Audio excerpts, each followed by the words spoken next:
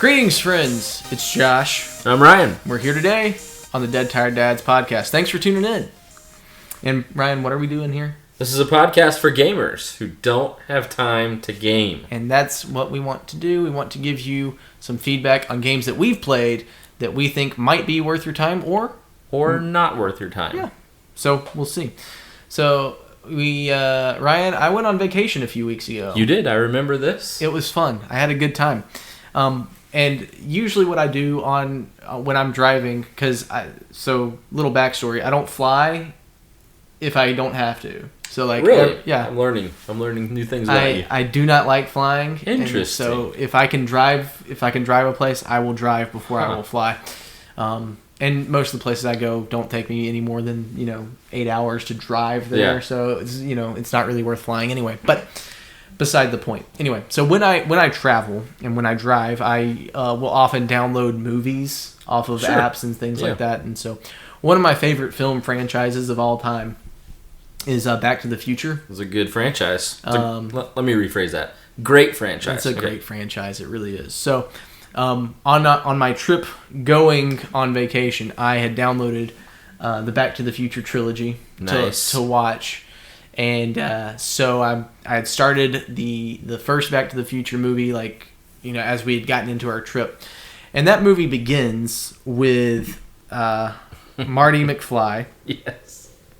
And he has gone into Doc Brown's laboratory and blows up the laboratory with his guitar. Yep. And then Doc calls him, and while he's on the phone with Doc Brown, all of these alarm clocks start going off, and Doc is like, "Marty, are those my clocks I hear?" And Marty's like, "Yeah, Doc, it's 8 o'clock." And then Doc's like, "Perfect! They're all exactly 25 minutes slow."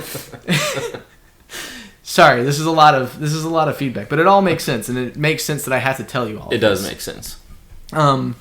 So at that exact moment, Marty goes, "Wait, Doc, are you telling me that it's 8:25?" And I look at my clock on my dashboard as I'm driving, and what time is it on my clock on my dashboard? It's 8:25, and I was like, "Oh my gosh, this is amazing!" Most meta thing ever. Here's the funny thing about that, Ryan, and so I'd actually already told you this story. That's right, you did. But here's the funny part that I didn't tell you. I have a tendency when we change times to not adjust my clock. No. So it wasn't actually 8:25. Are you gonna tell me that it was only 8:25 on your clock because you haven't changed your clock? I hadn't updated my clock to 9. So it's actually 9:25 because I hadn't sprung forward yet on my clock. I have since done so. Well done, Josh. But it's funny because it's kind of the same thing, right? So, well done. Yeah, I thought it was a good story. So it is. Yeah. Also, while I was on vacation, I did a lot of fun things. One of those things that I got to go do while I was on vacation that I hadn't done before, that was very exciting. I went and got to go to an axe throwing place. Oh yeah, you told me about that. Which was amazing. Those are fun. So axe throwing is apparently a special skill that I have that I was unaware of. Josh didn't know it, but he's an expert. So I hit 6 bullseyes total. Nailed it. 6 total, but I got 3 in a row. Yes.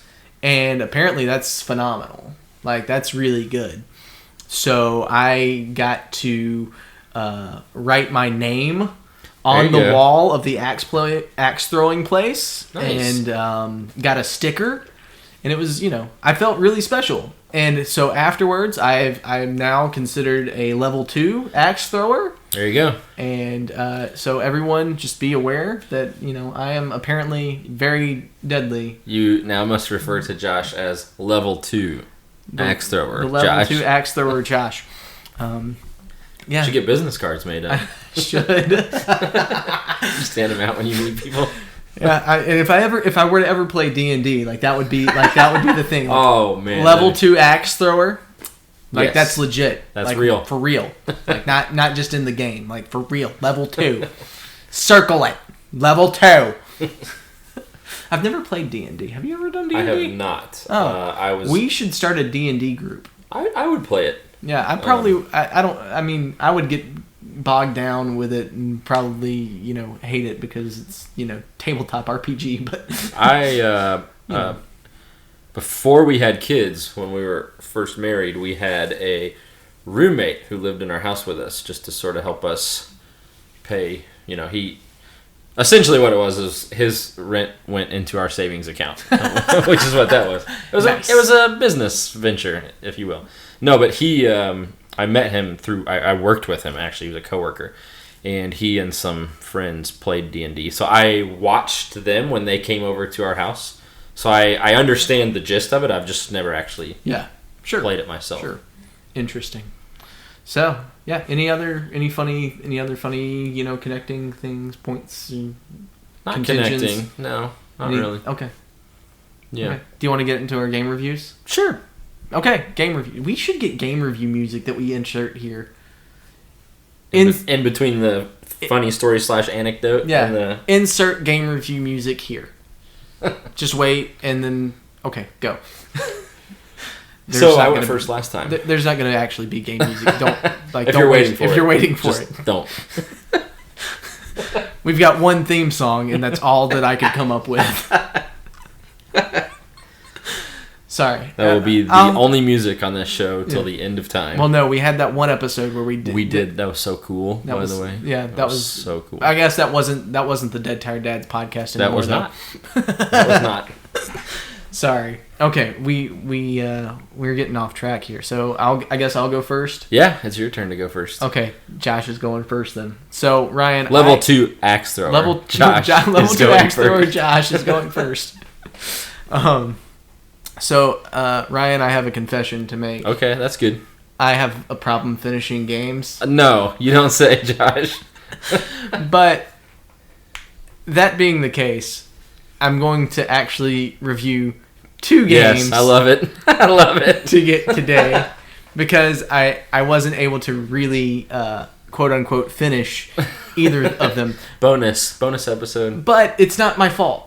Okay. So this is gonna be good. So one of them I was part of apparently I don't know how exclusive this group was. Oh yeah, that's true. That's not your fault. But I was part of a group of people who was invited to play the alpha version of a game, which again I don't know how exclusive that invitation was. But I was pretty stoked to be invited to play an alpha version of a game. Listen, we're the ones telling the story. It's super exclusive as super you say exclusive. It is. But I got to play Multiverses. Yeah.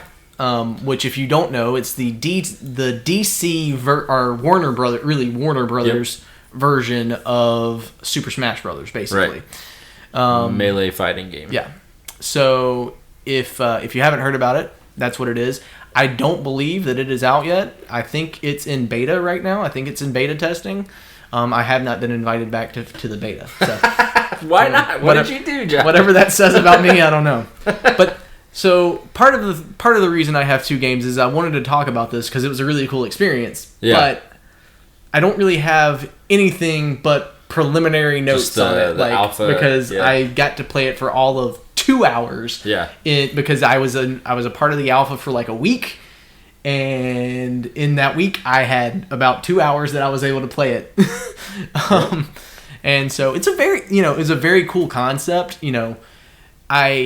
As far as the game is concerned, it's you get to play as all kinds of different characters. From Warner Brothers universe, so that includes DC characters, that includes Scooby-Doo and Adventure Time. I think he's in there. I want to say I can't remember all the characters, so maybe the Adventure Time guy is not in there. I don't know, but there's a lot of different people that I didn't have a chance to play as. I was working really hard to be able to unlock Batman. Of course, that's natural. Yeah. And so that was kind of the thing. So it's a little bit different than It's very similar to Super Smash Brothers, but a little bit different. You have these like different level ups that every time so there's a matchmaking, like this was all I did. So again, this is all very preliminary, like very much bare bones review of what I got to do. So it was online play, matchmaking, basically 1 versus 1. And I was you're able to like pick a character, and as you play with a character, that character actually levels up. Ah, I see. And then you unlock different things that you can add on to your characters that kind of give you power-ups within the matches. One of the things that I thought was actually really cool that they did, if you have a tendency to use a move over and over again, its effectiveness goes down. Ah. Which, part of that's cool. The other part of that is really annoying. Yes. Because, Agreed. like... I understand what they want you to, like, what that's trying to accomplish, but like, if you're familiar with Smash Brothers at all, if you perform a particular move, you expect it to have a particular effect, right? And if it's not having that effect when you use it, especially as the game goes on, it's much harder to gauge like what should I do? What should you do? Yeah. So that's kind of a give and take there, but. Overall, I enjoyed the experience. I think it has the potential to be a really good game, but it's not going to be as good as Smash Brothers. You answered it before I could have asked. You're not going to live up to the level of quality that Nintendo has put out with their Super Smash Brothers games. I just don't see it happening with what they've put out so far. I have a question. Answer. Because it relates to what you're saying. Obviously, Super Smash Brothers is exclusive to Nintendo. Right. Is Versus going to be on... What consoles is it going to be on? Multiverses is... Multiverses, sorry. Multiverses is going to... As far as I know, is going to be available on everything, but I don't know for fact on that. Like, don't quote me on that. That's an assumption. Like, it's... Because it's not like it's going to be an exclusive... Right. Because it's Warner Brothers... It's not Sony or Microsoft. So unless someone's paying them for exclusive rights. Right. I could be wrong on that. Oh, that makes sense. But yeah, I got it. I can't remember what I was playing it on.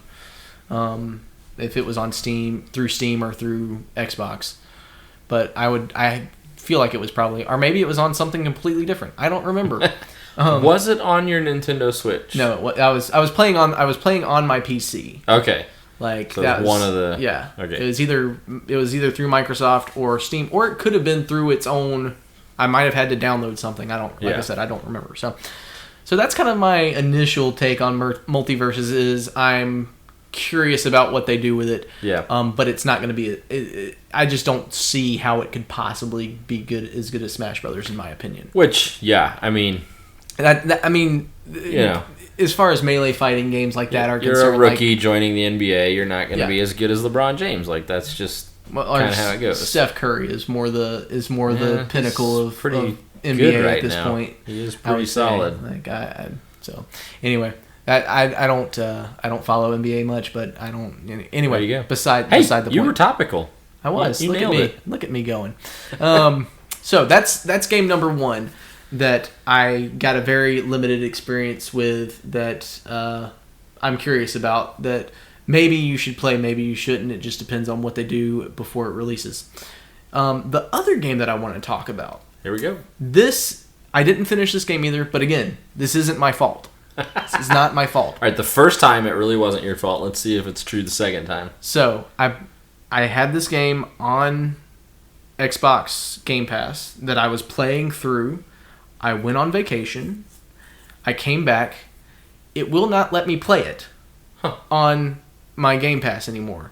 It says that it's leaving Game Pass soon, and it won't let me play it. Come on, Microsoft. So I don't know what's going on. It's still downloaded on my computer. I haven't tried to delete it and re-download it. That will be my next step, because I do want to play this game. I do want to finish it. But the game is called Limbo. I saw it on your screen when I came over. You did. And Limbo is a very interesting game. It is very similar in style, anyway, to the game Dark that I reviewed several months ago. That so it's a very kind of horror-ish game, but it doesn't strike you at like it doesn't seem like it would be a horror-ish game. So you're this little. It's a 2D side scroller. Yeah. That kind of a platformer type game that you're this little character that you're going through this basically limbo. It's like this dark forest basically, and they're all like just a bunch of stuff that's out trying to kill you. So yeah, it's a very interesting game. I enjoyed the time that I played it. It was very creepy. So not something to play in front of the kids. I'll say that. Josh likes creepy games. I don't like. I really don't. You like, say that. I know I do, and I end up playing all these then weird. You play games. all of them. But it's not the creepiness that I like. It's the aesthetic. Like they're just things. So yeah, it's a very cool game. The way like a lot of the mechanics are very cool. I'm just trying to think through like some of the different things. One thing that does annoy me. There is one thing that does annoy me. So there is this game. We may have talked about it. I don't remember if we talked about this on the podcast or if it was just in passing, afterwards. But there's a game called Dragon's Lair that came out. That was it was an arcade machine, is what it was. Or initially, it was just an arcade. And it was the game was animated by Don Bluth. Oh yes, we did talk about this on the podcast. Did we talk about it? I think so. Anyway, it was basically just quarter eating. Like you just kind of feed quarters into it, and you have to guess. You just have to memorize what you have to do. There are certain elements about this game that kind of make me think of that. Like there are certain things that there's no way that I could have done that on my first try. Yeah. Like that's just meant to be there to kill me so that I can come back and try to figure it out. Like that mechanic in games kind of annoys me. Yeah, me too. I understand why people do it, but like if you do it too much, it gets really aggravating. So there are certain things in the game that are kind of like that like there's not really any skill involved. It's really just that was a surprise, and now I'm dead, and now I have to do that again, and I know not to do that this time. So, but like I said, I do really, really want to play this game and to finish it.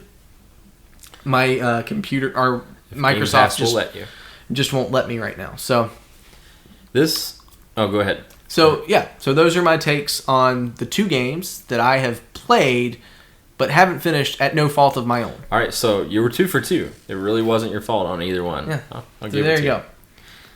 This gave me an idea for a new segment, though. Okay.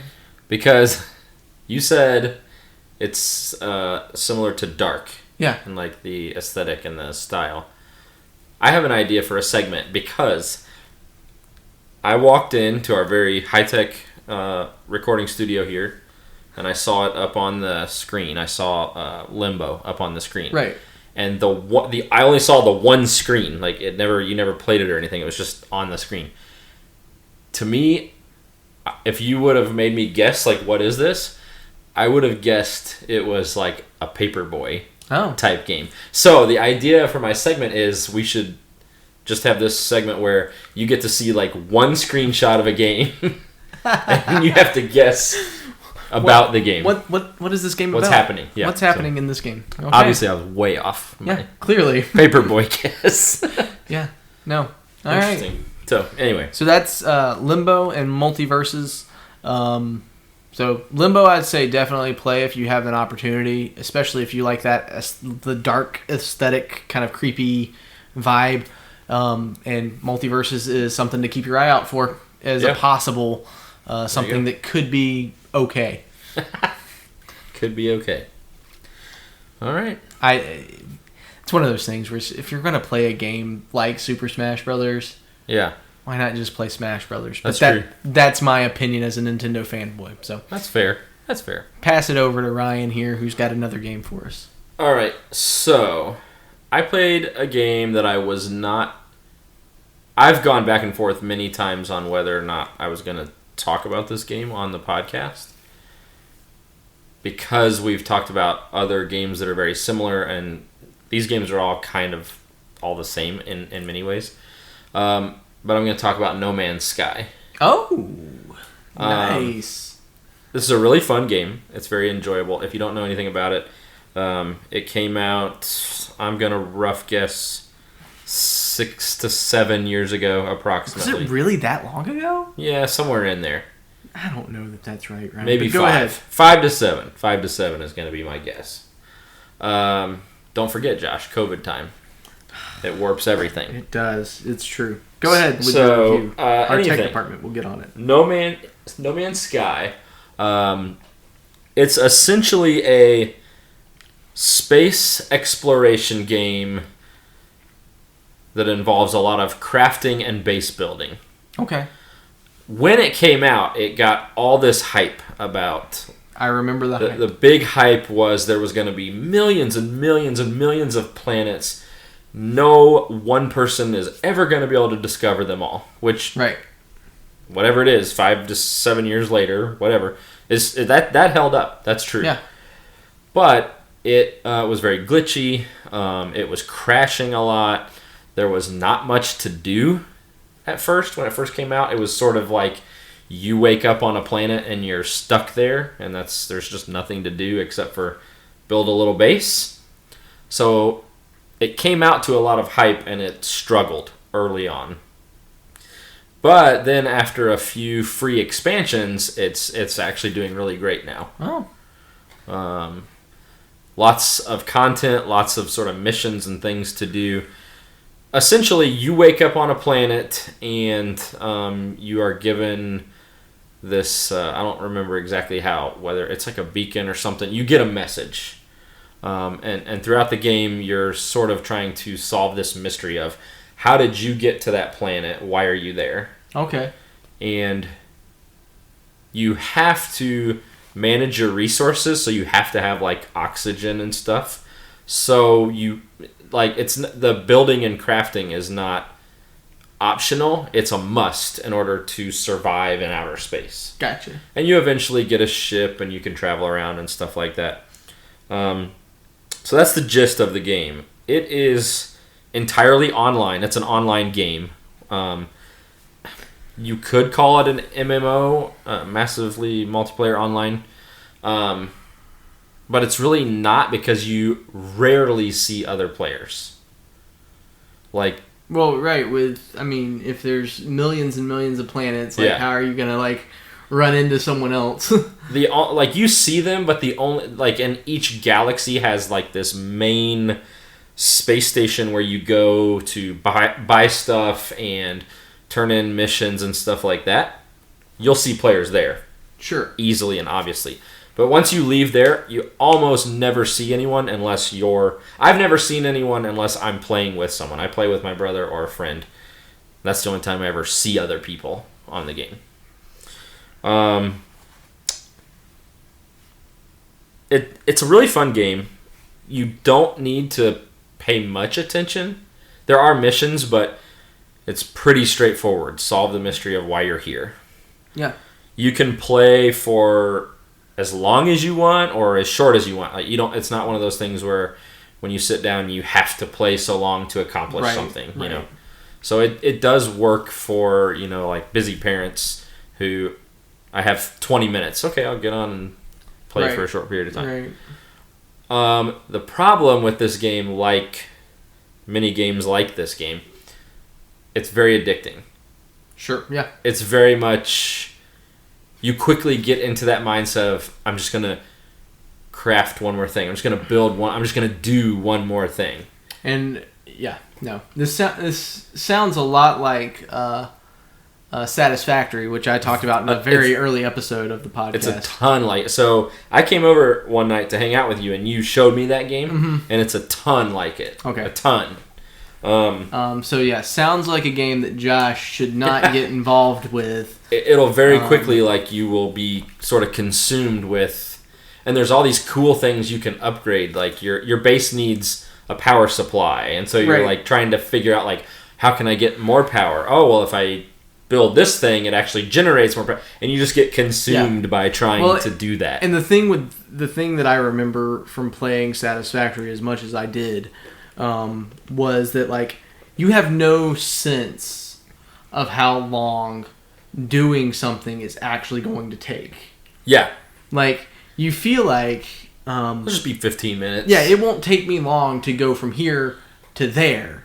And then before you know it, like, 2 hours have passed, and you still haven't gotten to where you were trying to... going. Like, yep, to where you were trying to get to. Very much like that. Yeah. No, I'm just... So... Sorry, I'm thinking about something very funny that happened to me in Satisfactory one time. That's sort of the downside to this right. game. You don't have to do that, but it just happens. You know? Right, yeah.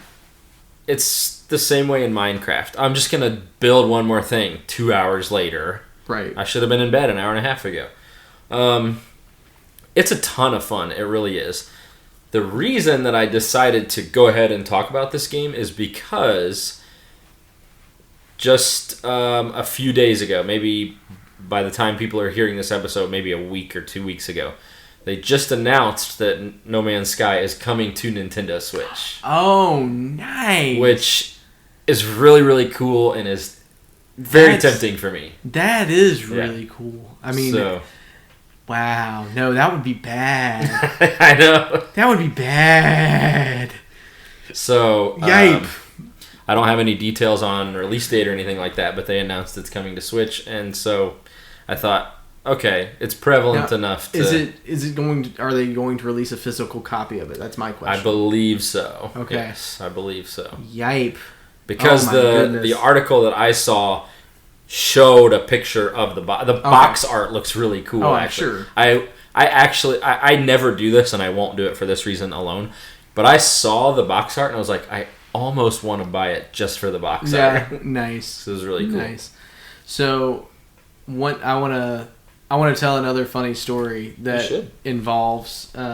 So first off, are you done? Like, is that? Okay. Yeah. So, No Man's Sky is a good game. It is a good game that will suck your life right into it, and you will be consumed. Do that too. So, funny story involving Satisfactory. So, I had decided that I would So I was in this. If you've played Satisfactory, you know all the planets are the same. I was on the kind of the first planet that you play on, or that it's recommended that you play on. And there's this big kind of bowl, box canyon, kind of like a Blood Gulch.